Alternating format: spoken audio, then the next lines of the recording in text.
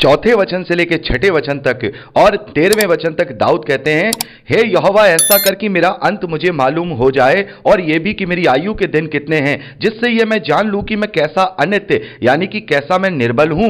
देख तूने मेरी आयु बलिष्ठ भर की रखी है और मेरी अवस्था तेरी दृष्टि में कुछ है ही नहीं। सचमुच सब मनुष्य कैसे भी स्थिर क्यों ना हो जाएं तो भी व्यर्थ ठहरे हैं। सचमुच मनुष्य छाया सा चलता फिरता है, सचमुच में व्यर्थ घबराते हैं। वह धन का संचय तो करता है परंतु नहीं जानता कि उसे कौन लेगा। और 13वें वचन में दाऊद कहते हैं कि इससे पहले कि मैं यहां से यानी इस धरती से चला जाऊं या मुझे मृत्यु आ जाए या ना रहूं, मुझे बचा ले जिससे मैं प्रदीप्त जीवन प्राप्त करूं। तो दाऊद यहां अपनी प्रार्थना को शुरू करते ही इस बात को कहते हैं कि हे परमेश्वर, मैं नहीं जानता हूं कि मेरे जीवन के दिन कितने हैं, मैं नहीं जानता हूं। अच्छा होता कि तू मुझे बता देता कि मुझे अपने जीवन में कितने दिन जीने हैं। मैं जानता हूं कि मेरी आयु बहुत कम है। यहां जो बलिष्ठ है यानी कि जो हमारे हाथ का जो बलिष्ठ होती है उसके विषय में तो ये इंडिकेशन है कि हमारा जीवन बहुत छोटा है और मनुष्य केवल इस धरती के जीवन को जीता है, छाया जैसी जीवन को जीता है, लेकिन उसे पता ही नहीं है उसके जीवन में क्या होगा।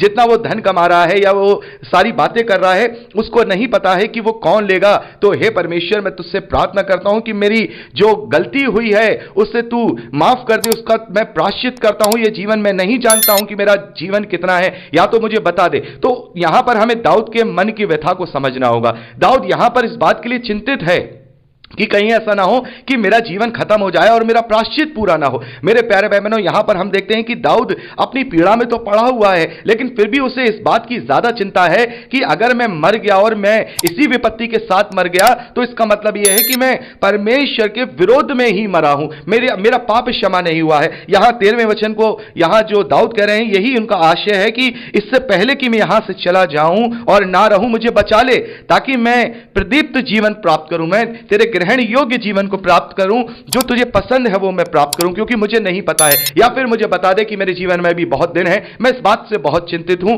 और इसी बात को लेकर के हम पढ़ते हैं आगे 8वें वचन से कि मेरे सब अपराधों के बंधन से छुड़ा ले, मूढ़ मेरी निंदा ना करने पाए। मैं गूंगा बन गया और मुंह ना खोला, क्योंकि यह काम तूने ही किया है। यानी कि यहां पर जो दाऊद ने अंगीकार कर लिया, दाऊद ये समझ गया कि ये काम तेरी ओर से ही है, क्योंकि जो विपत्ति तूने मुझ पर डाली है मुझसे वो दूर कर दे, मेरे अपराधों के बंधन से मुझे छुड़ा ले। तो मेरे प्यारे भाई बहनों, बहुत जरूरी है कि हम इस बात के लिए चिंतित हों। दाऊद किस बात के लिए चिंतित है कि मेरे अपराधों के बंधन छूट जाएं, कहीं ऐसा ना हो मैं नहीं अपराधों के बंधन में मैं मर जाऊं, यहां से चला जाऊं तो फिर मेरा जीवन व्यर्थ हो जाएगा। मेरे जीवन में कोई भी फिर अपने जीवन से कुछ भी ऐसा नहीं मैं गेन कर पाऊंगा कि मैं परमेश्वर के सामने है आपसे खड़ा होने पाऊं। तो यहां दाऊद इस बात से चिंतित है, दाऊद इस बात से चिंतित है। लेकिन हमारी चिंता यह होती है कि हमारी विपत्ति दूर हो जाए, क्योंकि हम दुनियावी तरीके से सोचते हैं। हमारी चिंता यह होनी चाहिए विपत्ति दूर हो ना हो ये परमेश्वर के हाथ में है। परमेश्वर अपने धर्मी जनों पर विपत्ति आने नहीं देता, उनसे छुड़ाता है। लेकिन हमारी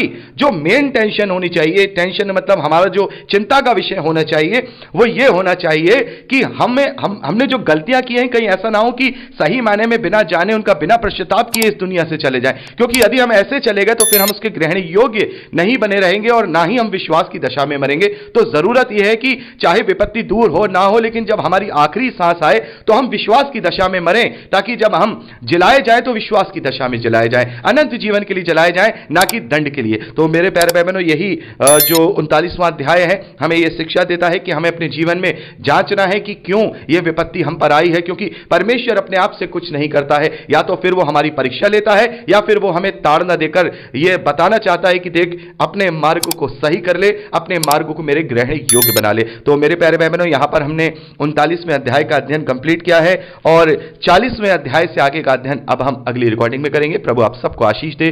प्रेज द लॉर्ड। जय मसीह की। ऐसे अनेक वीडियोस को देखने के लिए हमारे चैनल को सब्सक्राइब करें, बेल आइकन प्रेस करें और वीडियो को लाइक जरूर करें। धन्यवाद।